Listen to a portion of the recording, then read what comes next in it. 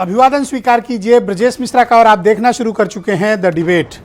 बहनों भाइयों, आज उत्तर प्रदेश का बजट योगी आदित्यनाथ की सरकार के दूसरे कार्यकाल का दूसरा बजट आज प्रस्तुत किया गया। पहला बजट फुल फ्लेज नहीं था क्योंकि चुनाव का वक्त था और काफ़ी चीज़ें बीत चुकी थी। इसको उनके दूसरे कार्यकाल का मैं फुल फ्लेज बजट मानता हूं जो उनकी सरकार ने आज विधानसभा में प्रस्तुत किया। क्या खास है इस बजट में? आम आदमी के लिए क्या है, खास आदमी के लिए क्या है, किसान, गरीब, नौजवान के लिए क्या है, और इस बजट में जो बजटरी एलोकेशंस किए गए हैं उससे सरकार किन नई योजनाओं का को प्रारंभ कर रही है, पुरानी योजनाओं को क्या कंटिन्यू कर रही है, और इस बजट का उत्तर प्रदेश के 25 करोड़ लोगों पर क्या इम्पैक्ट पड़ने वाला है। आज की परिचर्चा उत्तर प्रदेश के बजट पर केंद्रित है जो 6,90,000 करोड़ का बजट आज उत्तर प्रदेश के वित्त मंत्री ने मुख्यमंत्री और पूरे सदन की मौजूदगी में प्रस्तुत किया। आज की परिचर्चा हम इस विषय पर करने वाले हैं। बहनों भाइयों, आज उत्तर प्रदेश का बड़ा ऐतिहासिक बजट विधानसभा में मुख्यमंत्री योगी आदित्यनाथ ने अपने दूसरे कार्यकाल में वित्त मंत्री के जरिए प्रस्तुत कराया। ये बजट कई मायनों में बड़ा ऐतिहासिक है और बड़ा है। इसका साइज बहुत बड़ा है। साइज से मेरा तात्पर्य है 6,90,000 करोड़, 6,90,000 करोड़, तकरीबन 7 लाख करोड़। देश के बजट के बाद उत्तर प्रदेश का यह बजट का साइज सबसे बड़ा है और जो बजटरी एलोकेशंस किए गए हैं वो भी बड़े हैं। सरकार ने बजट में क्लेम किया है कि वो 32,000 करोड़ की नई योजनाएं शुरू करेगी, 32,000 करोड़। बाकी जो योजनाएं सरकार की ऑनगोइंग प्रोसेस में है, डेवलपमेंट फेज पे हैं या चल रही हैं, उनका कंटिन्यूएशन किया जाएगा। सरकार के बड़े फिक्स्ड कमिटेड एक्सपेंडिचर भी होते हैं जैसे पेंशन, सैलरी, रोज़मर्रा के खर्चे, मरम्मत, तमाम काम के लिए खर्चे, वो एक अलग विषय है। लेकिन इस एक्सपेंडिचर में और इस सबसे बड़ी एलोकेशंस में क्या खास बातें हैं? इस बार क्या ऐसा खास इस बजट में प्रस्तुत किया गया जिसे ये कहा जा रहा है अमृतकाल का पहला बजट? अमृतकाल के पहले बजट में जनता के लिए क्या है, कितना अमृत बरसा और इस अमृत की कितनी बूंदें आम आदमी को मिली, और इस अमृतकाल के बजट की कितनी बूंदें खास आदमी को गईं? किसान, नौजवान, बेरोजगार, महिलाएं, युवा, इनके हाथ क्या आया? इनको कितनी जॉब्स मिल रही हैं? इनको कितनी जन कल्याणकारी योजनाओं में इनको मदद मिल रही है? और सरकार की वो कौन सी बड़ी योजनाएं हैं जिनको वो इस साल लक्ष्य मानकर प्रस्तुत करेंगे? इन सब विषयों पर बहनों भाइयों बिंदुवार समीक्षा होनी चाहिए। मैंने कल की भी डिबेट में कहा था कि बजट जब भी प्रस्तुत हो हमें और आपको, जनता को, अपोजिशन को और मीडिया को बहुत गंभीरता से उसका एक एक बिंदु का अध्ययन करना चाहिए, क्योंकि मेरा ये मत है और मेरा ये मानना है कि बजट से सरकार के विजन का खाका आपके समक्ष प्रस्तुत होता है। ये पता चलता है कि सरकार इस साल क्या करेगी। यानी अगर बजट ही नहीं है तो फिर बातों का क्या, उन दावों का क्या? इसलिए किसी भी सरकार की नीयत भांपनी हो, चुनाव के दौरान किए गए उसके कमिटमेंट को भांपना हो, आप बजट का एनालिसिस करिए। देखिए कि विधानसभा में बजटरी एलोकेशंस पर्टिकुलर उस मद में हुए हैं या नहीं। आपको सरकारों के बारे में जानकारी मिल जाएगी कि कहने और करने के बीच के डिफरेंसेस क्या हैं। ये मैं आम आदमी की सुलभता के लिए ये बात बता रहा हूँ। तो वर्तमान सरकार ने जो 6,90,000 करोड़ का बजट प्रस्तुत किया है, क्या वो सिर्फ आंकड़े हैं या वाकई में इस बार आम आदमी और आम जनता के लिए इस बार का बजट बहुत ऐतिहासिक है? हम आज डिबेट में इसकी समीक्षा करेंगे, समझने की कोशिश करेंगे और लास्ट बजट से इसका कंपैरिजन भी करेंगे। पिछला बजट कितना था, कितना खर्च हुआ, डेटा क्या है उसका, क्या सैंपल साइज, क्या उसका बजट का साइज था और उस बजट साइज में कितनी परियोजनाएं थी जो पूर्ण हुई, कितनी अधूरी रह गई, कितनों को बजटरी एलोकेशंस हुए थे लेकिन फंड नहीं मिले, या फंड मिला उन्होंने ठीक से यूटिलाइज नहीं किया। कुछ लोगों को ये डिबेट बोझिल लग सकती है, लेकिन मैं चाहता हूं कि उत्तर प्रदेश के लोग, मेरे भाई बहन, बड़े बुजुर्ग, इस डिबेट को ज़रूर देखें। ये आपके मुस्तकबिल के लिए डिबेट है, ये आपके भविष्य के लिए डिबेट है। आने वाले 1 साल में सरकार की योजनाएं आपके जीवन पर क्या प्रभाव डालने वाली हैं, क्या इम्पैक्ट डालने वाली हैं, आपका जीवन क्या बदलेगा, या जैसे चल रहा है वैसे ही चलेगा, या और नीचे आएगा या ऊपर जाएगा। बजट बहुत चीज़ें तय करता है, क्योंकि हमारा आपका भविष्य किसके हाथ में है। जब सरकारें सोसाइटी को चलाती हैं, सरकारें काम धंधे को आगे बढ़ाती हैं, फंड कहाँ से जनरेट होता है? गवर्नमेंट से होता है। कोई प्राइवेट कंपनी फंड लेके नहीं आती, सरकार का ही पैसा है, आपके हमारे टैक्स का, जो पलटकर मार्केट में आता है, और ये आपको कभी फायदा भी देता है, नुकसान में। तो इस सरकार ने इस बार के बजटरी एलोकेशन में क्या खास इंतजाम किए हैं, और अपोजिशन का कहना है कि यह दिशाहीन बजट है, सिर्फ आंकड़ों की बाजीगरी, और सत्ता पक्ष कह रहा है कि अमृतकाल का बजट है। तो आज डिबेट में हर एक पॉइंट का हम एनालिसिस करेंगे। आप कुछ स्टेटमेंट सुने। वर्ष 2017 से पूर्व प्रदेश की बेरोजगारी दर 14.4% थी। आज ये घटकर लगभग 4.2% हो गई है। ये प्रदेश की एक महत्वपूर्ण उपलब्धि है।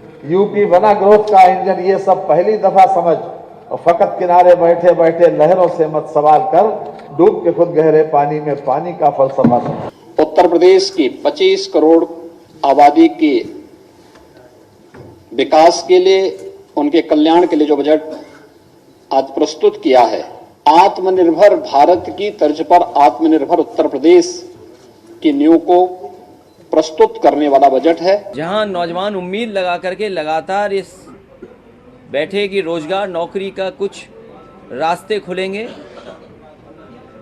नौजवानों को निराश किया है, महिलाओं को निराश किया है इस बजट ने। और जैसा कि मैंने पहले कहा कि दिशाहीन बजट है। देखिए, 6,90,000 करोड़ के बजट में, इस भारी भरकम बजट में जो दावे किए गए हैं उस पे हम भरोसा कैसे करें?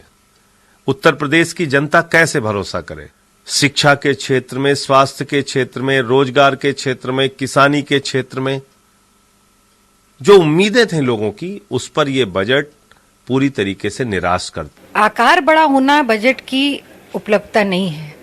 दृढ़ इच्छा शक्ति होनी चाहिए सरकार की कि उस बजट को आप अंतिम व्यक्ति तक, जनता के अंतिम व्यक्ति तक और प्रदेश के विकास के लिए कैसे खर्च करते हैं।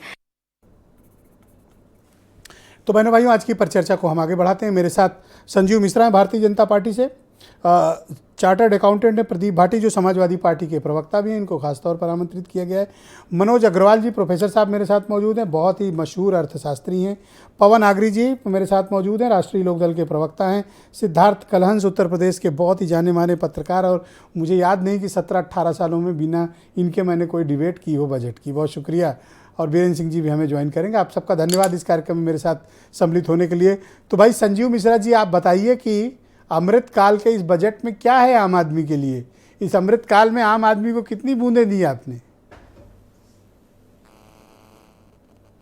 देखिए, आम आदमी का ही तो बजट है, और आम जनता बहुत बेहतर तरीके से जानती है कि इस बजट के माध्यम से हम जो इस साल पूरे अपना वो करेंगे, विकास करेंगे, उसके लिए सारी चीज़ें इसमें हैं। जहाँ एक तरफ मेडिकल कॉलेज, जो प्रत्येक जनपद में मेडिकल कॉलेज की बात हो रही, प्रत्येक जनपद में मेडिकल कॉलेज के लिए कहा तो 45 जनपद ऐसे हैं जहाँ मेडिकल कॉलेज हो चुके। 14 मेडिकल कॉलेज को नए के लिए इस बजट में धन आवंटित कर दिया गया। और देखिए कितने वो है कि जब मेडिकल कॉलेजों की ज़रूरत इस तरीके से थी, उस समय उत्तर प्रदेश की सरकार ने जिस तरीके की व्यवस्था की, वो व्यवस्था आज जनता को समझ में आ रही। वो अलग बात है कि विपक्ष अभी अपना रागा अलापेगा कि साहब ऐसा नहीं है वैसा है। मैंने तो देखा आज बजट में भी, मैं देख रहा था कि इस तरीके से विपक्ष के पास से जमीन निकली जा रही है। उनको समझ में नहीं आ रहा, जब ये सारी चीजें इस बजट में हुई जा रही। अरे विपक्ष की छोड़ो, अपनी बताओ कि इस बजट में क्या मास्टर स्ट्रोक है जिसको आप हाईलाइट कर सको। मैं आपको पूरा मौका दे रहा हूं, बताइए। देखिए, इस बजट में हर वर्ग, हर चीज के लिए धन आवंटित किया गया है। जहां पर तो बनारस में, गोरखपुर में, लखनऊ में, कानपुर में मेट्रो के लिए धन आवंटित किया गया। 100 करोड़ रुपए का धन आवंटित करके उसको और डेवलप करने की बात की जा रही है। तो इस बजट में ऐसा कौन सी चीज है जो देश की विकास और प्रदेश के विकास में बाधक बन रही हो। अच्छा, आज बजट के साथ साथ किसी के कपड़े की भी बड़ी चर्चा थी, जनता ड्रेस की, वो क्या शेरवानी, ये जो प्रदीप भाटी पहन के बैठे हुए हैं ना, देखो आजकल समाजवादियों ने ड्रेस कोड बदल दिया है, इनके प्रवक्ता भी शेरवानी में आने लगे हैं। बोलिए भाई संजीव जी। नहीं, देखिए वो जरूरी है, अब समाजवादी पार्टी की स्थितियां बेहद नाजुक हैं। अरे 2024 में भी अभी कोई समाजवादी पार्टी के साथी बैठेंगे तो बहुत बड़ी बात कहेंगे, लेकिन ईमानदारी की बात यही है कि 2017 में जब इनका काम बोलता था तो ये कांग्रेस पार्टी से गठबंधन कर रहे थे और 50 के नीचे 47 पे आ गए। जहां कांग्रेस कह रही थी 27 साल कांग्रेस बेहाल, आज तो 32 साल कांग्रेस बेहाल हो गई। वही स्थिति ये थी कि 2019 के लोकसभा के चुनाव में सपा और बसपा का गठबंधन तो 80 में 80 सीटें, हालात सबने देखे। तो मेरे कहने का मतलब यह है कि समाजवादी पार्टी इतना लंबा चौड़ा हिसाब किताब बनाती है और अल्टीमेटली धरातल पर रह जाती, इसलिए जनता इनको अब सुनने वाली नहीं है। लोकसभा का गंभीर आज चुनाव आप आ अपना रहा है, बजट से ज्यादा लोकसभा विपक्ष के चुनाव लिए कुछ देश का चिंतित है चुनाव मिश्रा है। जी? नहीं, देखिए मैं इसलिए कह रहा हूं क्योंकि जब विपक्ष अगर थोड़ा मजबूत होता तो शायद आने वाले चुनावों में थोड़ा संघर्ष होता, लेकिन विपक्ष इतना लाचार और निराश और हताश अरे है। इतने कि लाचार आज हैं की तो इनको तारीख इतना में टाइम क्यों उत्तर देते हो प्रदेश की आप? विधानसभा में देखने को मिला। आप इनको इतना तवज्जो क्यों दे रहे हो? मत दो। नहीं, हम इनको तवज्जो नहीं दे रहे, अभी ये जनता सुनेगी तो खुद ही हंसती है कि ओके। क्या ये लोग विपक्ष के लोग कह रहे हैं। ठीक। कांग्रेस और सपा के साथ तो मैं प्रदीप प्रदीप भाटी को आमंत्रित करता हूं इस कार्यक्रम में। चार्टर्ड अकाउंटेंट भी हैं और समाजवादी पार्टी के प्रवक्ता, और अखिलेश यादव का ड्रेस कोड पहनकर ये भी आए। आजकल लगता है इनकी पार्टी में शेरवानी का चलन हो चुका है, तो बहुत शुक्रिया। नए ड्रेस कोड, एक तो आप आजकल ये शेरवानी का क्या चक्कर है, और दूसरा ये बताइए कि जो बजट आज प्रस्तुत हुआ है बहुत बड़े आकार का है, 6.90 लाख, तकरीबन 7 लाख करोड़ का आकार से तो बहुत बड़ा है। और इस बजट के बारे में अपोजिशन यानी आपकी पार्टी समाजवादी पार्टी क्या ओपिनियन रखती है?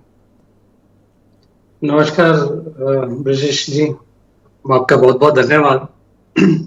देखिए, रंगों और धर्मों की बात हम इस बजट में, क्योंकि उन्होंने संजीव भाई ने जो भी चीजें करी, बड़ी खोखली बातें करी, और विपक्ष कितना मजबूत है इसके जो अभी मैं इंट्रोडक्शन दूंगा उसमें समझ में आ जाएगा कि बजट में है क्या। पहले तो रंगों का देखिए, रंगों को धर्म में नहीं बांटना चाहिए। हिंदू धर्म में हर रंग का महत्व है। अब मैं काला रंग पहन के बैठा हूं तो काला रंग शनि महाराज और माँ काली का रंग है। हम लोग तो बजरंग बली के भक्त हैं, उनका आशीर्वाद सर पे लाल रंग के रूप में रखते हैं। बहरहाल हिंदू धर्म को इतना संकीर्ण रूप में रंगों में बांध के देखना नहीं चाहिए। ब्रिजेश जी, मेरा और दूसरी बात एक और मैं कहूंगा कि इस कपड़े का, सूट का 10 लाख कीमत नहीं है, और ना मेरे कोई मित्र फोर्ब्स की लिस्ट में टॉप पर है। आप देखिए, उत्तर प्रदेश का ये बजट जो है वो व्यापारियों के लिए, किसान भाइयों के लिए, गृहिणियों के लिए, माता बहनों के लिए, गरीबों के लिए, ये और मिडिल क्लास के लिए कोई बहुत बड़ी उम्मीद हमने की थी कि कुछ आएगा इनके लिए। परंतु बड़े दुख के साथ कहना पड़ रहा है कि इस प्रदेश में जहाँ पे 16 करोड़ से भी ज्यादा लोगों 2 वक्त की रोटी नसीब नहीं है, उनको राशन दिया जा रहा है। और हमारा बजट, वित्त मंत्री जी शायरों के अलावा कुछ नहीं मिला हमें उस बजट में। बहुत शोरगुल हुआ, प्रचार हुआ कि 50 करोड़ों रुपए का प्रचार लुटाया गया, देश विदेश घुमाया गया, जनता का पैसा पानी की तरह बहाया गया। 4 लाख करोड़ से लेके 33 लाख करोड़ का मजमा लगाया गया। हकीकत उसके बिल्कुल विपरीत है। अब मैं जहां आदरणीय अखिलेश यादव जी के कार्यकाल में उत्तर प्रदेश की जीडीपी जो थी वो लगभग 2.5 गुना बढ़ी, और बीजेपी की डबल इंजन सरकार ने 7 साल के अंदर 2 गुना जीडीपी नहीं बढ़ाई। आप फर्क समझिए। और जो हम ये बोल रहे हैं कि आज टोटल, जो भी योगी जी ने आज बोला कि टोटल यूपी का जो बजट है वो समाजवादी सरकार के टाइम से 3.5 लाख करोड़ से छोड़ा था, उसे हम 6.90 लाख करोड़ का पहुंचा चुके हैं। ब्रिजेश जी, देखिए, लगभग सारे विभागों की ये रिपोर्ट है कि किसी भी विभाग का बजट 50% से ज्यादा खर्च नहीं हुआ है। मैं इसको समकक्ष में आप केवल महत्वपूर्ण आंकड़े प्रस्तुत करूंगा। लगभग आप देखिए ग्रामीण विभाग का जो बजट है वो उसमें करीब 50% खर्च नहीं हुआ। कृषि विभाग 56%, चिकित्सा 51%, ऊर्जा 40%, सिंचाई 78%, पशुपालन 50%, लोक निर्माण विभाग 72, गृह 40, नमामि में गंगा।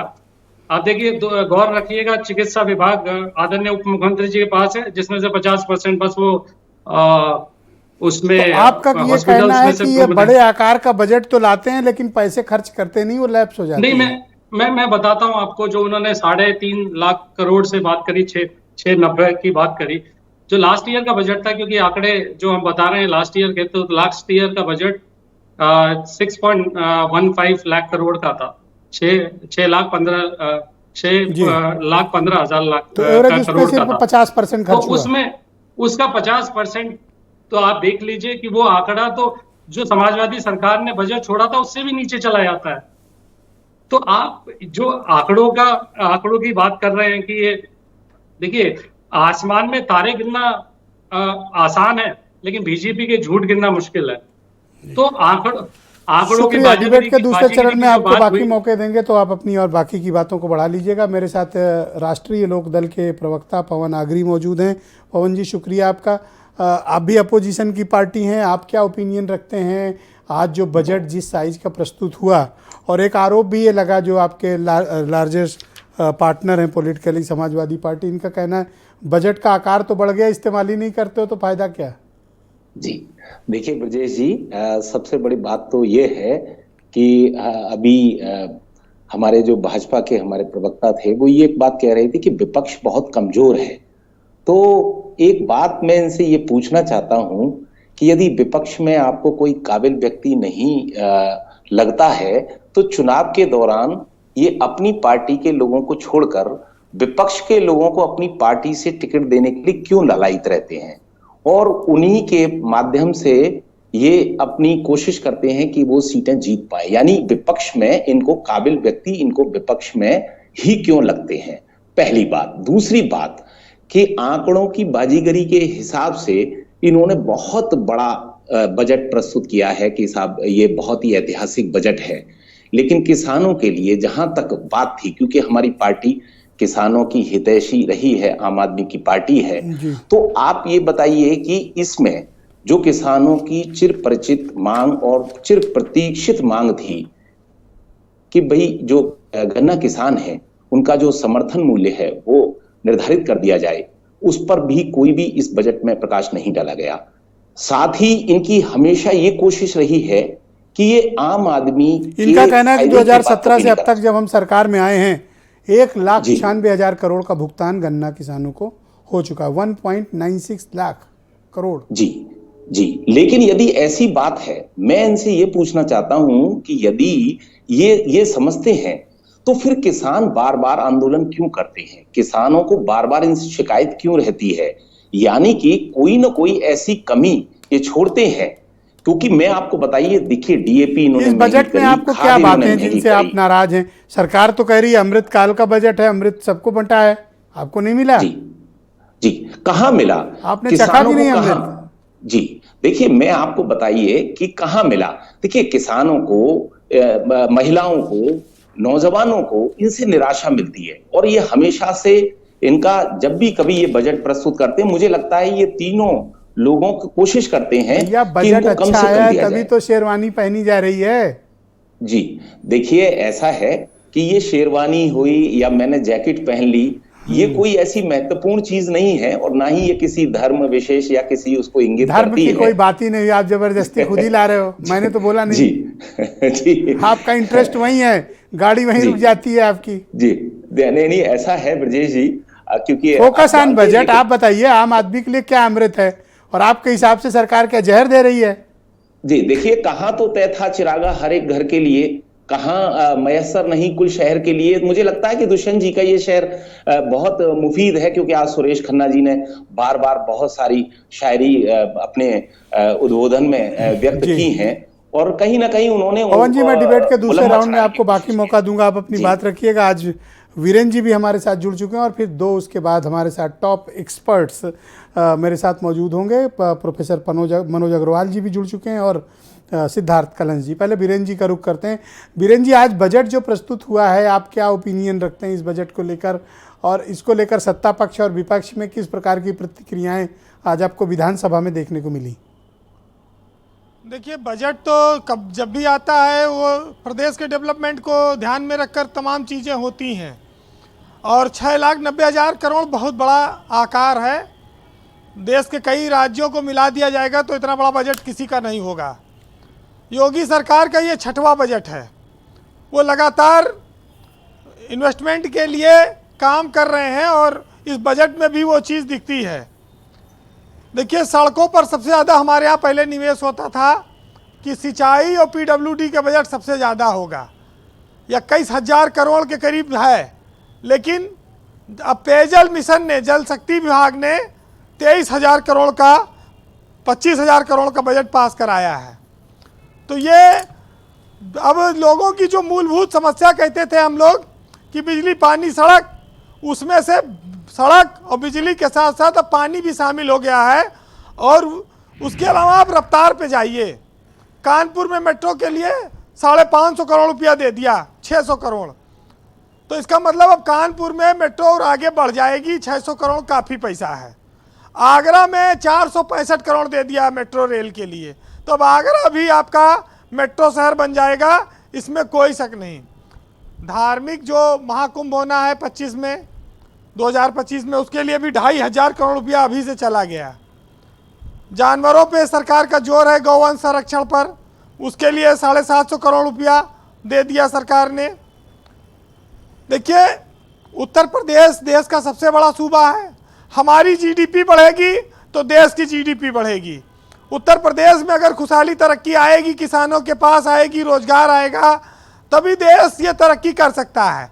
वरना यूपी को इग्नोर करके देश का विकास बेमानी है। तो आज यूपी को बीजेपी सरकार कहती है कि ग्रोथ इंजन बन गया है, और बेरोजगारी दर घटकर जो है हमारे यहाँ 4% के आसपास आ गई है। अब ये बातें सरकार के बजट में है, लेकिन सरकार ने कोशिश की है कि सभी बिंदुओं को छुआ जाए। ये ऐसा बजट तो है नहीं कि सिलेंडर सस्ता कर दिए, पेट्रोल डीजल का दाम कम कर दें और गृहिणियों के चूल्हे पे असर पड़ जाए। स्टेट के बजट में तो लिमिटेड चीज़ें होती हैं, उसमें कुछ रोजगार के लक्ष्य दिए जाते हैं, कुछ फैक्ट्रियां लगाने की बात होती है, कुछ नए टैक्स आते हैं, इन सब चीज़ों पर होती है बात। जैसे वकीलों के लिए सरकार ने कहा हम युवा वकीलों के लिए 5 करोड़ देंगे, 40,000 नए रोजगार का हम सृजन करेंगे 1 साल में। डिफेंस कॉरिडोर पर 550 करोड़ रुपया आया है, उस पर खर्चा होगा। गोरखपुर के लिए भी 200 करोड़ रुपया दिया है, मुख्यमंत्री का जिला है। श्रमिक जो है, जो लेबर है, उनके बच्चों के लिए सरकार स्कूल खोलना चाहती है और हर मंडल में। और झांसी चित्रकूट एक्सप्रेसवे के लिए 235 करोड़ रुपया दे दिया गया। पुलिस के लिए 1,000 करोड़ रुपया दे दिया गया। 14 नए मेडिकल कॉलेज इस साल सरकार कह रही कि हम स्थापित करेंगे। लेकिन एक बात जो और आती है इस प्रदेश में कि हमको एक नारा और देना होगा कि अच्छी शिक्षा, उत्तम स्वास्थ्य, यही है उत्तर प्रदेश की पहचान। यानी कि अच्छी शिक्षा और स्वास्थ्य को बढ़िया अभी करना है, क्योंकि कोरोना हम लोगों ने देखा है। 6ठे बजट में कर्मचारियों के लिए तो बहुत खुशी रहती, भाई अफसरों के पास भ्रष्टाचार करने का अवसर बढ़ जाता है बजट के माध्यम से। लेकिन सरकार को निगरानी और बढ़ानी पड़ेगी।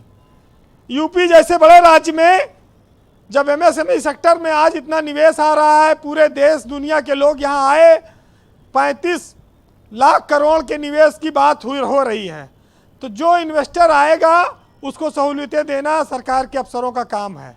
इस बजट के साथ साथ ये इन्वेस्टर समिट उत्तर प्रदेश के विकास को आगे ले जाएगी, ऐसा हम लोग मानते हैं।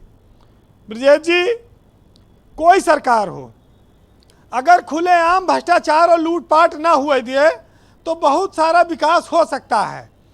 और योगी सरकार ने खुलेआम लूट तो नहीं करने दी अभी तक किसी को, इतना पर तो बात आती है। लेकिन आप आज उत्तर प्रदेश की तरक्की में पिछली 2 सरकारों को भी आपको लेना पड़ेगा। अखिलेश यादव ने भी एक्सप्रेसवे बनवाए, उन्होंने तमाम सारे IT सिटी बनाए और लोक भवन बनाया, तमाम सारी बिल्डिंगें, नई सौगात, नई टेक्नोलॉजी दी। योगी सरकार को स्थिरता के 10 साल मिल गए। अब उनके सामने अखिलेश से 4 गुना काम करके देने का एक लक्ष्य है और वो कई सारे एक्सप्रेसवे बना रहे हैं। तो स्वाभाविक है कि योगी तो भारी पड़ेंगे विपक्ष पर, और योगी की जो काम है, पहले कहते थे लोग कि अखिलेश का काम बोलता है, अब योगी ये कह सकते हैं कि उनका काम बोलने लगा है। उनका बुंदेलखंड एक्सप्रेसवे है, अभी इन्होंने बुंदेलखंड के लिए भी इस बजट में काफ़ी पैसा दिया है। तो इस सरकार के लिए अब ये आने वाला साल उपलब्धियों भरा होगा, हम लोग इसको मान सकते हैं। वैसे एक साहित्यकार ने लिखा है बजट पर, ब्रजेश जी आनंद लीजिएगा, इसमें थोड़ा मजाक भी है, तो उस लिहाज से आप इस साहित्य को सुनिएगा। इस सरकार के बजट से इसका कोई लेना देना नहीं है, ये तो आनंद के लिए है। सुनिएगा कि कैसा अजीब आया है इस साल का बजट, और जो है मुर्गी का वही है दाल का बजट। और टीवी का ये मजाक अदीबों के साथ है कि शायर से दुगना रख दिया कव्वाल का बजट। और दामाद को हटाकर जब हुआ है पेश, सालों ने पास कर दिया ससुराल का बजट। और माँ कह रही थी रंग लिपस्टिक का देखकर कि चट कर दिया बहू ने मेरे लाल का बजट। अरे शेरवानी आज आई थी। अखिलेश यादव हर बार एक नए कलेवर में आते हैं और आज प्रवक्ता भी ड्रेस में आए हैं शेरवानी के। जी आज ठीक है, मतलब शेरवानी डे है। बहुत शुक्रिया बीरेन जी, आपका बहुत बहुत धन्यवाद इस कार्यक्रम में हमारे साथ जुड़ने और अपने इनपुट उपलब्ध कराने के लिए। मैं रुख करता हूं प्रोफेसर मनोज अग्रवाल का, बहुत ही जाने माने और मशहूर अर्थशास्त्री हैं। प्रोफेसर अग्रवाल जी, बहुत शुक्रिया आपका। और आप मुझे बताइए सर कि आज जो बजट प्रस्तुत हुआ है आकार के हिसाब से तो बहुत बड़ा है, इस बजट का आम आदमी के लिए क्या इम्पैक्ट है, इसमें क्या खास बातें हैं और कौन सी वो बातें जो आपको इस बजट में चिंता में भी डालती हैं? ब्रजेश जी, आकार एक बात है और सबको पता है कि प्रदेश सरकार का ये बजट का साइज भारत के सभी राज्यों से सबसे बड़ा है। दूसरे नंबर पर महाराष्ट्र आता है जो काफ़ी पीछे छूट जाता है। महत्वपूर्ण ये नहीं होता है, महत्वपूर्ण ये होता है कि बजट की व्यूह रचना क्या है, जिसकी आप शुरू में अपने प्रसंग में चर्चा कर रहे थे। और व्यूह रचना ये है कि किस प्रकार से जो ग्रोथ फोर्सेस हैं, क्या नए ग्रोथ के स्रोत सृजित हो रहे हैं, क्योंकि किसी भी आर्थिक विकास के लिए आवश्यक है कि लगातार नए स्रोत सृजित हो। क्योंकि एक ही स्रोत अगर लेंगे, जैसे ग्रीन रिवॉल्यूशन 60 का लेकर के आज के दिन नहीं चल सकते हैं। आज के दिन हमको देखना होगा कि प्राकृतिक खेती हो और किस प्रकार से नई विधि की सिंचाई व्यवस्था हो और किस प्रकार से जो बड़ी फसलें हों, जो महंगी फसलें हों, क्योंकि गेहूं धान तो बहुत हो चुका है और उत्तर प्रदेश के ये विकास के लिए बहुत सहायक नहीं रहा लॉन्ग रन में। तो मैं उस दृष्टिकोण से देखता हूं। तो पहली बात यहीं से शुरू करता हूं, जो विकास का लक्ष्य रखा गया है 23-24 में, जो करंट प्राइसेस पर चालू मूल्यों पर है 19% है। अगर उसको महंगाई निकाल देते हैं तो 12% बनता है, जो भारत के संभावित विकास के, भारतीय अर्थव्यवस्था के संभावित विकास दर का दूना बैठता है। यानी कि उत्तर प्रदेश ने, जो अभी बहुत अच्छी बात कह रहे थे बीरेन जी, कि इन्होंने ग्रोथ इंजन का रोल अपना लिया है। तो एक कॉन्टेक्स्ट ये आता है कि ग्रोथ फोर्सेस जो है एक्टिव हैं और नए ग्रोथ सोर्सेस कैसे सृजित हो रहे हैं, उसकी एक व्यूह रचना मैं इस प्रकार दूंगा कि जब पहला इन्वेस्टर सबमिट हुआ था और उस समय जो बजट का आकार था, लगभग उसी आकार का एमओयू प्राप्त हुआ था। यानी कि जो इन्वेस्टमेंट के इंटेंशंस थे वो आए थे, प्रपोजल्स आए थे। इस बार जो बजट इस बार जो बजट का आकार है लगभग 7 लाख करोड़ का और 33.5 लाख करोड़ का बजट प्रस्ताव है, जिसको हम कह सकते हैं लगभग 5 गुना। यानी कि जो बजट की एक भूमिका होती है, किस प्रकार से निजी निवेश को अपनी ओर आकर्षित करता है, क्योंकि कोई भी सरकारी निवेश आज के दिन अपने आप में पर्याप्त नहीं हो सकता है। तो इसमें यह सफल होता है। और सफल होने की रणनीति क्या है कि पहली चीज गवर्नेंस पर मैं नहीं जाऊंगा, क्योंकि गवर्नेंस का पूरा प्रारूप ही बदल चुका है, डिजिटल गवर्नेंस की तरफ बढ़ते चले जा रहे हैं, यानी भेदभाव रहित गवर्नेंस। लॉ एंड ऑर्डर पर मैं नहीं दो जाता विषयों हूं, पर तो मैं तमाम आपसे बातें हो प्रतिक्रिया चुकी जानना हैं। चाहता हूं सर। मैं- एक तो ये जो फाइनेंशियल मैनेजमेंट है, वित्तीय प्रबंधन, जिसके लिए सरकार क्लेम कर रही है कि हमने वित्तीय प्रबंधन और अनुशासन बहुत बढ़िया कर दिया है और स्टेट रेवेन्यू का कलेक्शन बहुत बढ़ाया है, ऐसा क्लेम कर रहे हैं। वो बुक्स में है, उसको कोई जानने की आवश्यकता नहीं है। देखिए, जहां तक प्रबंधन की बात है, 2-3 इंडिकेटर बड़े महत्वपूर्ण होते हैं। पहला ये कि जो हमारा राजस्व खर्चा है, यानी कि रोजमर्रा का खर्चा है, और क्या प्राप्तियां हैं। तो हमारे यहाँ प्राप्तियां ज्यादा हो चुकी हैं, जाहिर सी बात है टैक्स कलेक्शन के कारण हुआ है, और केंद्र से जो प्राप्त होता है हमें शेयर, और जो उत्तर प्रदेश का अपना कलेक्शन, तभी जाकर के जो हमारा खर्चा है, एक स्थिति ये थी। और उत्तर प्रदेश के लिए मैं बता दूं, ये लगभग पिछले 18-20 वर्षों से ये स्थिति बनी हुई है। तो एक ये अच्छी है, और इसका लाभ इन्होंने किस प्रकार से लेने की कोशिश की है, पूंजीगत खाते पर पूरे बजट आकार सर, मैं का अपने दर्शकों को बताना चाहता हूं लक्ष्य कि रखा उत्तर गया। प्रदेश में 1 महीने सरकार चलाने का खर्चा जानते हैं कितना है? अगर 1 महीने सरकार को खर्चा, मंथली एक्सपेंडिचर सरकार का अपना खर्चा 14 से 15 हजार करोड़ रुपया महीने का है, जो उसका कैश खर्च होता है, पैसे खर्च होते हैं।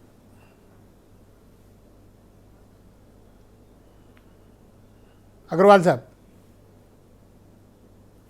जी, तो मुझे ये लगता है ठीक है, वो खर्चा है, क्योंकि वो एस्टेब्लिशमेंट कॉस्ट है और प्रशासनिक खर्चे हैं। मान लीजिए विद्यालय खुले हैं, या सरकार की अपनी ब्यूरोक्रेसी है, पुलिस का है, वो खर्चे आते हैं। महत्वपूर्ण वो नहीं है, महत्वपूर्ण यह है कि उसमें कैसे हम धीरे धीरे कमी लाते चले जाएं। ब्याज में जो हमें भुगतान करना है उसको हम करते चले जाएं।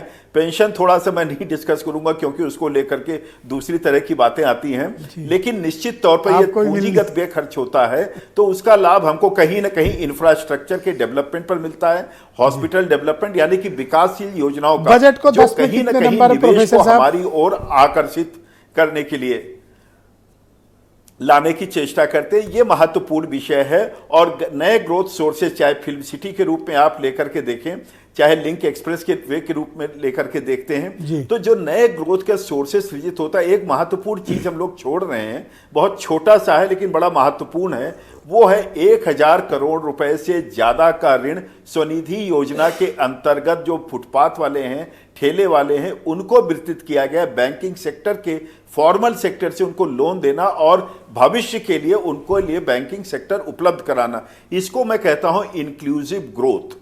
क्योंकि यदि उनकी तरफ हम लोग ध्यान नहीं देते हैं, जिसकी ओर चर्चा होनी चाहिए, तो वो भी एक नया ग्रोथ का इंजन हमारे यहाँ डेवलप हो रहा है। बहुत शुक्रिया सर। मैं डिबेट के दूसरे चरण में आपके बाकी विचारों को आज के दिन ग्रोथ सोर्सेज डेवलप हो रहा है। बहुत शुक्रिया आपका। मैं सिद्धार्थ कलहंस जी को आमंत्रित करता हूं। सिद्धार्थ जी, बहुत शुक्रिया आपका। तो आज का बजट कैसा रहा, आप क्या सोचते हैं, और पिछले बजट से जो कंपैरिजन करते हैं उसके बारे में क्या धारणा रखते हैं? वर्तमान बजट जनता की उम्मीदों पर को कितना पूरा कर रहा है? विपक्ष इस बजट को लेकर कोई बहुत अच्छे ओपिनियन भी नहीं रख रहा है, तो समग्र दृष्टिकोण आपका क्या है बजट को लेकर? ब्रजेश जी, देखिए, थ्योरेटिकली बजट बहुत शानदार है, वेल क्राफ्टेड है, और अर्थशास्त्री के तौर पर शायद प्रोफेसर मनोज अग्रवाल को भी लगेगा कि पिछले 5-6 बजट जो पेश किए सरकार ने, उन बजटों में सबसे बेहतर बजट आपको दिखेगा। एक छाप इसके ऊपर केंद्रीय बजट की भी नज़र आती है कि अर्थव्यवस्था को गति किससे मिलती है? कैपिटल एक्सपेंडिचर से। कैपिटल एक्सपेंडिचर को करीब 50% बढ़ाया गया है। मुझे पिछले कुछ वर्षों में, प्रोफेसर साहब अगर आपको याद आएगा तो टोकिएगा ज़रूर, मुझे नहीं लगता है कि पिछले कई वर्षों में 50% कैपिटल एक्सपेंडिचर बढ़ाया गया हो। 1,23,000 करोड़ से सीधे 1,87,000 करोड़ रुपए कर दिया गया। आकार बिल्कुल सही कहा प्रोफेसर मनोज अग्रवाल ने। आमतौर पर हम देख रहे हैं पिछले 15-17 सालों से, जब हम आपके साथ डिबेट कर रहे हैं बजट में, तो बजट पिछले साल के मुकाबले 7 से 12% के बीच में ऊपर नीचे, मतलब आगे बढ़ता है, ग्रोथ यही होती है। पिछली बार का बजट 6,15,000 करोड़ का था, उसमें अनुपूरक के बजट जो आया था उसको जोड़ दीजिए, 647 हो जाएगा। तो उस हिसाब से जो है वो रफ्तार वही है बजट का आकार बढ़ने की। लेकिन बजट में कैपिटल एक्सपेंडिचर पे जो एलोकेशन अच्छा खासा किया गया है, मुझे लगता है कि अर्थव्यवस्था को रफ्तार देने में कामयाबी मिल सकती है। जैसा वीरेंद्र जी ने अभी कहा, GIS की छाप बजट के ऊपर नज़र आई।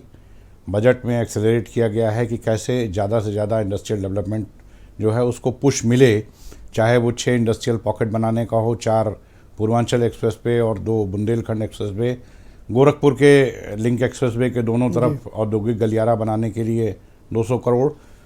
तो फोकस ये है। और ये जो जिन नए ग्रोथ सेक्टर्स की बात अभी प्रोफेसर मनोज अग्रवाल कह रहे थे, चाहे वो फिल्म सिटी अच्छा, हो लोग और क्लेम कर रहे हैं कि स्टेट रेवेन्यू काफ़ी बढ़ा लिए, इसमें कितनी सच्चाई, विशेष बिल्कुल तौर सही पर है। जीएसटी और एक्साइज? देखिए, पिछले 5-6 महीनों से, मतलब जुलाई से अगर आप देखें तो हमारा कलेक्शन फ्रंट जो है उस पर बहुत अच्छी कामयाबी मिलती रही है। और इस बार एलोकेशन हमको जो सेंट्रल केंद्र का करों का हिस्सा जो मिलना है वो भी बढ़कर मिलेगा। एक बात है जो बड़ी चिंता में डालती है जी, पिछला बजट सिर्फ 50% या 55% बस इस्तेमाल हुआ। मैंने इसीलिए ये आपसे बहुत चिंता की बात है और इसके लिए प्रमुख सचिव वित्त और दूसरे विभागों के प्रिंसिपल सेक्रेटरीज पर जिम्मेदारी फिक्स करके इमीडिएट इनके खिलाफ डिपार्टमेंटल इंक्वायरी प्रोसीड करनी चाहिए। मैंने इसीलिए आपसे कहा कि थ्योरेटिकल, अब इसका देखिए प्रैक्टिकल एस्पेक्ट ये है कि कैपिटल एक्सपेंडिचर का 25%, देखिए बजट का 3 हिस्से, रिवाइज एस्टिमेट, बजट एस्टिमेट और एक्चुअल, तो अगर आप तीनों को देखें तो ये जो भारी अंतर नज़र आता है, अगर हम कैपिटल एक्सपेंडिचर पे इतना हैवी एलोकेशन करते हैं और पिछली बार अगर हम 25% नहीं खर्च करते हैं तो इतने हैवी एलोकेशन कर रहे हैं, अच्छी बात है। प्रदीप ने भी वो बात उठाई थी, प्रदीप भाटी ने भी, लेकिन कि आप एलोकेशन तो कर रहे हैं, खर्च कहाँ कर रहे हो? खर्च नहीं हो रहा है। ये फायदा क्या फिर? ये डिलीवरी के लेवल पर ये जो कमियां हैं, इन कमियों के लिए रिस्पॉन्सिबिलिटी फिक्स की जानी चाहिए, जिम्मेदारी जवाबदेही बननी चाहिए कि आखिरकार अगर बजट आप अच्छा बजट लेकर आते हैं, आप प्रॉपर एलोकेशन करते हैं, उस एलोकेशन इस पर जरूर चर्चा होनी चाहिए कि मतलब बजट आप दे रहे हैं वो बहुत अच्छी बात है, पर शुड बी यूटिलाइज्ड, ये खर्च होना चाहिए। संजीव मिश्रा मेरे साथ मौजूद हैं, भारतीय जनता पार्टी के प्रवक्ता हैं। संजीव जी, डिबेट के पहले चरण में ये बात निकल कर आई, बजट आपने बड़ा आकार दिया, वेरी गुड, अप्रिशिएट, अच्छी बात है, बढ़िया किया आपने। खर्चा भी तो करोगे, पिछला बजट सिर्फ 50-55% खर्च हुआ, बाकी पैसे लैप्स, तो फायदा क्या इतना बड़ा आकार करने के जब खर्च नहीं कर पा रहे हैं? तो नहीं, इस बार के बजट में जो भी धन आवंटित किए गए हैं विभिन्न विभागों को, मैं आपके बड़े चैनल पे डंके की चोट पे ये बात कहूँगा कि इन सब विभागों में काम होगा और उत्तर प्रदेश का विकास होगा। ये तो इफ और बट जो है ये विपक्ष को कहने दीजिए। मैं फिर इसीलिए विपक्ष के ऊपर आता हूँ क्योंकि कम समय हमको मिलता है, हमसे 5 लोग और जो बैठे हैं वो ज़्यादातर, आज तो 2 महत्वपूर्ण लोग भी, अर्थशास्त्रियों को भी आपने बैठाया है, उन्होंने बहुत अच्छी बात रखी। लेकिन विपक्ष के जो आप 2-3-4 जितने भी लोग बैठाते हो जी, आप बोलो अपनी बात कहो, बजट का प्रॉपर इस्तेमाल कैसे हो, विपक्ष के जो लोग बैठाते हो उन सबका स्पीकर एक ही तरीके का हो कि बजट का प्रॉपर इस्तेमाल हो। निश्चित रूप से इस मामले में मुझे लगता है अब की बार उत्तर प्रदेश की सरकार बहुत गंभीर है। आदरणीय योगी जी के नेतृत्व में जो भी धन जिस भी विभाग को आवंटित हुआ है उसमें मैक्सिमम काम होगा और ख़ास तौर से जो विकास के काम हैं उन पर और प्राथमिकता से काम होने होगा। और इसके लिए हम सब लोग जो आज आपकी डिबेट में निकल के सारी बातें आ रही हैं, इन सब बातों को मेरा प्रयास रहता है कि मैं अपने प्रदेश के नेतृत्व तक पहुँचाऊँ, माननीय मुख्यमंत्री जी तक पहुँचाऊँ और इस पर गंभीरता और मजबूती लाई जाए। ओके, प्रदीप भाटी समाजवादी पार्टी के प्रवक्ता हैं, चार्टर्ड अकाउंटेंट भी हैं। आपको पता है एक शेर पढ़ा वित्त मंत्री ने, आप चूंकि शेरवानी में इसलिए शेर हम भी पढ़ के आपको सुना रहे। योगी जी का बजट बना है यूपी की खुशहाली का, ये अद्भुत रंगीन करेगा आने वाली होली को। कह रहे बहुत रंगीन बजट है, आपको दिख नहीं रहा तो प्रॉब्लम आपकी है क्योंकि ब्लैक ड्रेस पहन रहे हो आजकल। ब्रिजेश भाई, मुझे थोड़ा सा समय चाहिएगा क्योंकि मुझे काफी सारे उत्तर देने हैं। Yes, go ahead please. हाँ जी, तो अगर ऐसे ही शेरो शायरी चलती रही तो मैं विधानसभा अध्यक्ष जी से प्रार्थना करूंगा कि वो मुशायरा बुला लें विधानसभा में। बहुत बढ़िया। तो ब्रिजेश भाई देखिए, अभी सभी ने ये बोला कि बजट का आकार बढ़ा दिया गया है। देखिए, आकार बढ़ाना कोई सॉल्यूशन नहीं है। आप जब खर्च जो माननीय अखिलेश यादव जी जो खर्च कर रहे थे, आप उससे कम खर्च कर रहे हैं, इसका मतलब आपने ग्रोथ इंजन तो उससे नीचे लेके आ गए। तो ये क्या बात हुई कि मैं 10,000 करोड़ का कर दूं? मैं आप इसे नाम दीजिए, 20,000 करोड़, लाख करोड़ का करके दीजिए और कुछ बढ़ा दीजिए फिगर। देखिए विजय भाई, 33 लाख करोड़ का निवेश की बात हुई, बहुत दम भरा सरकार ने। 12% बजट बढ़ाया गया वित्तीय वर्ष में। आप ये देखिए, आदरणीय अखिलेश यादव जी ने एक बजट पेश किया था, इसमें 23% बजट बढ़ाया गया था, बिना शोर शराबे हाय हुल्ला। अरे अखिलेश यादव जी ने जो बीच में टोका टाकी नहीं प्लीज, नो टोका टाकी, नो प्लीज, 2017 सब अपनी अपनी बात रखें, आपके बीच में कोई नहीं बोला। संजीव मिश्रा नो, ये किस तरीके की बात कह रहे हैं? Only Pradeep Bhati, go ahead Pradeep Bhati. Sanjeev ji, ऐसी परेशानी अभी आगे आएंगी, मैं जैसे जैसे बोलूंगा, कोई बात नहीं, धैर्य रखिए। जनता को पता चल गया। डिबेट को खराब मत करो भाई, सब अपनी अपनी बात रख रहे हैं, आपने भी रखी। संजीव जी गलत बात। संजीव जी बोलिए। संजीव जी, मेरी बात पे बुलडोजर मत चलाइए। ये आप काम भली भांति कानपुर में कर चुके हैं, थोड़ा सा बात सुनने का धैर्य रखिए। ये आपकी तानाशाही नहीं है, ये डिबेट चल रहा है, कृपया करके थोड़ा सा धैर्य रखिए। तकलीफ होगी, थोड़ा सा धैर्य रख लीजिए। संजीव मिश्रा, आपको सुनने की क्षमता विकसित करनी चाहिए। तकलीफ आपको हो रही है? ना, ओनली प्रदीप भाटी, ओनली प्रदीप भाटी। मैंने आपकी बोलिए प्रदीप भाटी जी। सुनी। देखिए, जो ब्रिजेश भाई, मेरा समय खराब हो रहा है, आप मुझे बोले प्लीज, अपना तथ्य रखें, आप बार दोहरा रहे हैं, अपनी बात रखिए आप। जनता को पता चल गया है, ना कोई बम्पर निवेश 2018 में आया था और ना अब आ रहा है। आपको मैं अंडरलाइन करके बोल रहा हूँ। इस बात से साफ हो जाता है, इन्वेस्टर मीट का जब बजट ही आप बढ़ा के 12% लाते, तो ये बस एक छलावा है, झूठ का पुलिंदा है। भोली भांति जनता को सिर्फ बरगला रहे हैं आप, और कुछ नहीं कर रहे हैं। आप साल भर इवेंट चलाइए, जनता को ऐसा लगेगा कि पता नहीं क्या आ रहा है। आप 2 सिलेंडर तक नहीं दे पाए हैं। आप सरकार जो उन्होंने झूठे वादा किया था कि हम 2 सिलेंडर देंगे, आप 2 सिलेंडर नहीं दे पाए। भोली वाली जनता जो गांव देहात में रहने वाली है, लोग हैं। आप बजट पे कुछ कह रहे थे, आप कह रहे थे आपके पास तथ्य हैं, उन तथ्यों को रखिए। संजीव मिश्रा बीच में नहीं please. Okay, Pradeep Bhati ji go ahead, बोलिए। देखिए, आप कंटिन्यू रहें।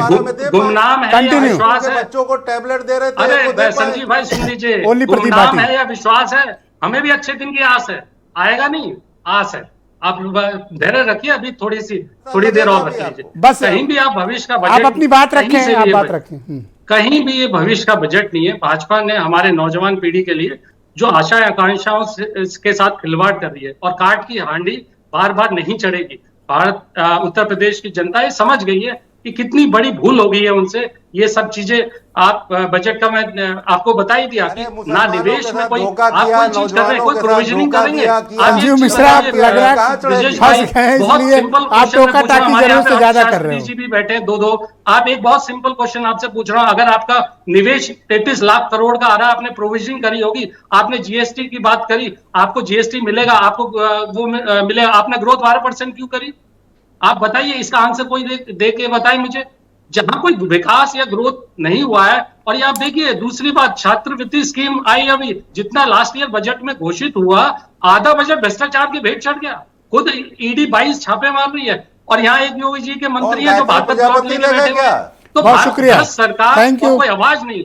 आप देखिए, जिंदा जला के बुलडोजर ही चलाएंगे, और बातों पे बुलडोजर सिर्फ चलेगा इनका। इनको सिर्फ जनता को बरगलाना है, और सिर्फ भाजपा सरकार उत्तर प्रदेश के अरमानों पे जो पवन आगरी, थैंक यू, बहुत शुक्रिया भाटी जी, धन्यवाद। पवन आगरी जी, मैं आपसे समझना चाहता हूं कि बजट का आकार तो बड़ा है, लेकिन पिछली बार वाला ज्यादा खर्चा हुआ नहीं। जी, मैं वही कह रहा हूं कि यदि आप केवल वाही लूटने के लिए उसका आकार तो बहुत बड़ा दिखाएंगे, और लोगों में ये परसेप्शन देने की कोशिश करेंगे कि देखिए हमने कितना बड़ा काम कर दिया, लेकिन उसमें खर्चा बहुत मिनिमम करेंगे। और वो कारण भी ये है कि आपके पास जो निवेश है वो उतना आ ही नहीं पा रहा है। यानी कि कहीं क्या बात कर रहे हो, 33 लाख करोड़ का निवेश आ रहा है, 19,000 MOU साइन हुए, केवल कोरे 90,000 MOU, केवल 33 लाख करोड़ नहीं होता है, केवल जीरो नहीं गिन पाओगे, जीरो। बोलिए आगरी जी, नहीं होता है पहली बात। बीच में टोका टाकी नहीं प्लीज, पवन आगरी की बारी है, बोलिए। जी, मैं आपको बताना चाह रहा हूं कि सिर्फ घोषणाएं करा ली जाती हैं, ऐसे बहुत सारे चीजें आपको देखने को मिलती हैं। जो सुविधाएं, जो चीजें जो देनी चाहिए निवेशकों को, वो उतनी नहीं जब उनको मिलती हैं तो वो भी अपने वादों से पीछे हट जाते हैं। और शायद यही कारण होता है कि बड़ा बजट का आकार दिखाकर कहीं ना कहीं भरमाने की कोशिश की जाती है कि देखिए हमने एक बहुत बड़ा काम कर रहे हैं, बहुत बड़ी चीजें हम लेकर आ रहे हैं, लेकिन खर्चा वही बहुत कम करने की कोशिश की जाती है ताकि वो कहीं ना कहीं वो बैलेंस किया जा सके वो झूठ को। अरे तो हर मुझे जनपद लगता का है विकास कि हो रहा यही है। सारी जो झूठ देखो आगरी जी, एक बात बताऊं आपको, आगरी जी सुनो, एक जी, सेकंड आप जी, संजीव जी सुनिए। बुद्धिमान आदमी अर्थ के लिए लड़ता है और मूर्ख आदमी धर्म और जाति के लिए लड़ता है। तो अर्थ पे ध्यान दीजिए, पैसे पे। जी अर्थ पर ही सर, अर्थ पर ही ध्यान दे रहे हैं, तभी कह रहे हैं हम। मैं आपको बता रहा हूं, यदि सरकार इस बजट के आकार के बजाय उसके क्रियान्वयन पर ध्यान दे। थैंक यू, लेकिन ये नहीं समझ पा रहे। थैंक यू, शुक्रिया आगरी जी। प्रोफेसर साहब, मैं आपसे समझना चाहता हूं कि इस बजट में, और दूसरा जिस वित्तीय अनुशासन की बात की जाती है, मेरा ही मानना है आपने इतना बड़ा बजट प्रस्तुत किया, कई योजनाओं के लिए आपने शुरुआत की, पर यह भी तो वित्तीय अनुशासन है कि बजट समय से खर्च हो, इस पे भी तो जिम्मेदारी तय हो। आप सही कह रहे हैं। देखिए, किसी भी बेहतर इकोनॉमिक ग्रोथ के लिए उस संसाधन का बेहतर उपयोग होना और समयबद्ध तरीके से उपयोग होने का एक अलग लाभ होता है। और मुझे लगता है कि जो ये फिगर निकल करके आ रही है, और कितने समय का है ये पूरी तरह स्थिति स्पष्ट नहीं है, क्योंकि प्रायः जो है पहले के मुकाबले जो देखा जाता है वो होता ये है कि अभी उत्तर प्रदेश में केंद्र सरकार का जो मॉडल लागू होता है उनका वित्तीय खर्चे का, वो मॉडल अभी पूरी तरह से उत्तर प्रदेश में भी लागू करने की आवश्यकता है। मंथली मॉनिटरिंग की अभी क्या है कि हमारे यहाँ क्वार्टरली मॉनिटरिंग है और उसमें भी कहीं ना कहीं कुछ हो जाता है, तो उस वजह से होता है। लेकिन जहाँ तक बात आती है कि अब वित्तीय अनुशासन का एक पहलू ये हुआ, दूसरा वित्तीय अनुशासन का पहलू ये होता है कि क्या हम अपने बजट के आकार को या बजट के जो डिफरेंट सोर्सेज हैं हम उसको कैसे मैनेज करते हैं। और उस अनुशासन में एक चीज ये भी आता है कि ब्याज के खर्चे को कम करते रहना, क्योंकि ज्यादा ब्याज का भुगतान, और उत्तर प्रदेश उस मामले में बेहतर है कि ये अपने उस प्रकार के खर्चों को रोकने में, क्योंकि ज़्यादा ब्याज लेंगे, ज़्यादा उधार लेंगे, अगर उसका उत्पादक तरीके से व्यय नहीं होगा तो वो अगली जनरेशन को कहीं ना कहीं घातक होता है। तो उस स्थिति से मैं कह सकता हूं कि ये बेहतर है। आपको लगता है कि ये बजट ज़्यादा रोजगार का सृजन कर पाएगा, नहीं कर पाएगा? महिलाओं के लिए, किसानों के लिए, आम लोगों की उम्मीदों पर कुछ इस पे राहत देने वाला है या नहीं? मुझे लगता है कि जिस प्रकार से इस बजट में पहली दफे जो सेक्टोरल एलोकेशन जिसकी आप चर्चा कर रहे थे प्रारंभ में, सेक्टोरल एलोकेशन के साथ इन्होंने एम्प्लॉयमेंट जनरेशन, संभावित एम्प्लॉयमेंट जनरेशन की भी चर्चा की है। और अब जब बात आती है कि युवा वर्ग के लिए होता है, तो अब महिला पुरुष में बहुत ज़्यादा भेद की गुंजाइश उतनी नहीं रह गई जितना कि आज से 10 साल, 15 साल, 20 साल पहले हुआ करता था, क्योंकि प्रायः सभी सेक्टर से महिलाएं बहुत तेजी से आई हैं और उनका मूवमेंट, जो कल्चरल रिस्ट्रिक्शन था वो भी रुका है, इसलिए उनका मूवमेंट बढ़ा है और वो चीज़ें बढ़ी हैं।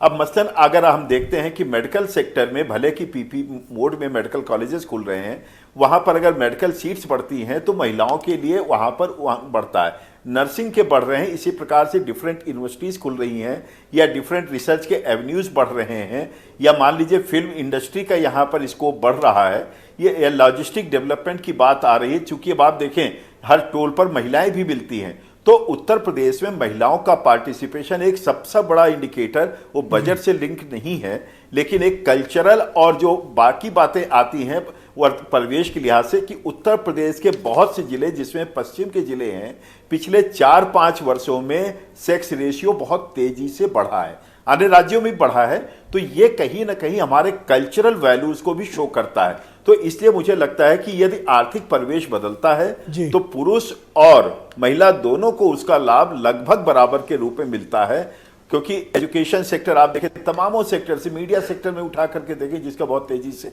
एक्सपेंशन, टूरिज्म सेक्टर हम देखते हैं कि एक हमारा इमर्जिंग सेक्टर है जिसमें महिलाओं की भूमिका, युवाओं की भूमिका बहुत तेजी से बढ़ रही है, बहुत डिसेंट्रलाइज टाइप का एक सेक्टर है।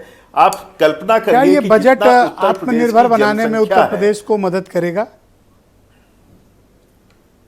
एक मैं इसका इंडिकेटर देता हूं आपको, पावर सेक्टर की आज किसी ने चर्चा नहीं करी। Exactly. आज हमने बिजली, पानी की और सड़क की चर्चा हमारे पूरे उससे रही। इसका मतलब ये सैचुरेशन की तरफ बढ़ रहा है।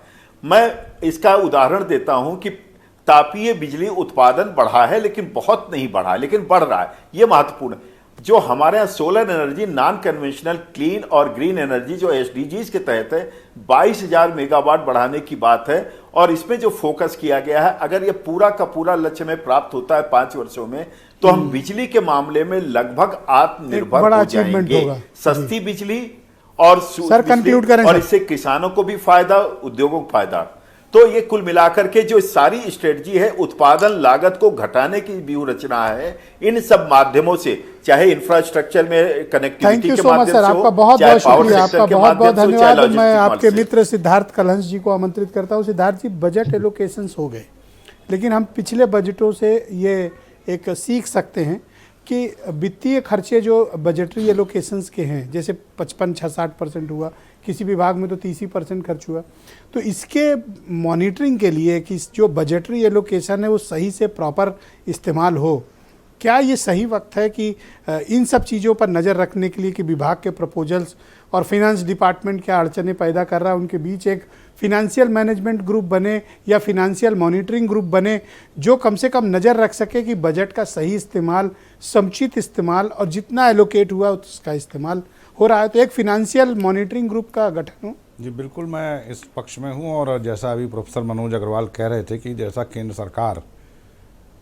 बजटरी एलोकेशंस के यूटिलाइजेशन को लेकर मासिक तौर पर उसकी समीक्षा और जिसे कहते हैं बाकायदा सर्कुलर और नोटिसेज इशू होती हैं, उस तरह का कोई प्रोसीजर अभी उत्तर प्रदेश में नहीं है। हमारे यहाँ देखिए, जीएसटी में 1.5 लाख करोड़, जीएसटी वैट मिलाकर 1.5 लाख करोड़ का लक्ष्य है।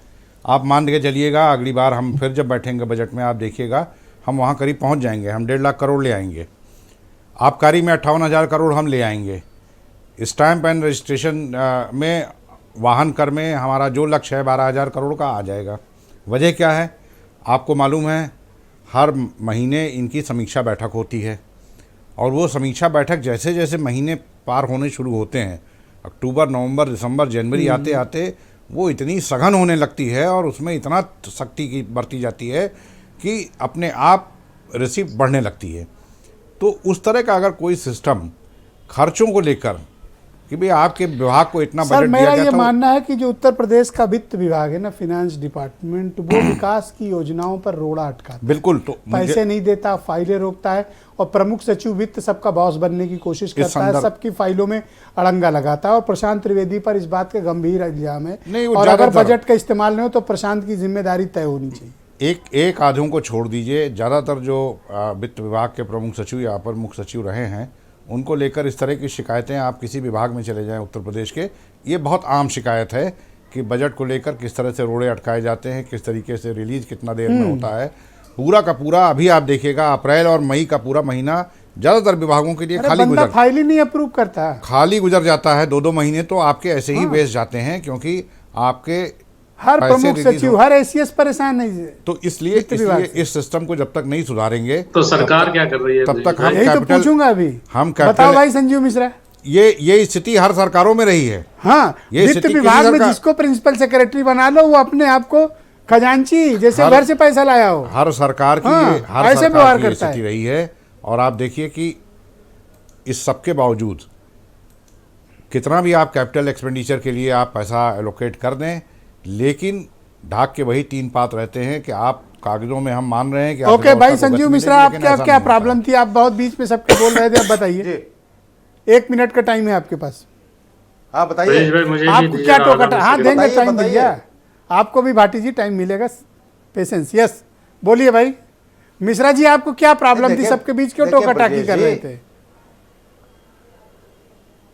नहीं, कोई मुद्दा ही बात नहीं हो रही थी, इसलिए मुझे कहना पड़ रहा था, इन लोगों के बारे में बताना पड़ रहा था कि उत्तर प्रदेश में जिस तरीके से काम बोलता था 2017 में, जिस तरीके से 50 के नीचे 47 पे आ गए, तो वो सब बताना पड़ रहा था। मुझे लग रहा था कि ये कुछ भूल रहे हैं अपने बारे में। गायत्री प्रजापति जैसे लोगों को रखने वाले, मंत्री बनाने वाले, हटाने वाले, फिर बनाने वाले लोग हैं, ये 2012 में कह रहे थे कि मुसलमानों को आरक्षण देंगे। 5 साल की सरकार में भैया ये बताओ 72 प्लाट वाले पर भी कुछ एक्शन हाई स्कूल के जाति जनगणना कर रहे हैं, हाई स्कूल के बच्चों को कह रहे थे कि टैबलेट देंगे। यहाँ एक प्लाट पे हाई फांसी। स्कूल के बच्चों को okay Pradeep Bhati go ahead. Thank you Sanjeev ji. कहने का मतलब संजीव जी आपका टाइम हुआ। लगातार जनता इनको जवाब दे रही है।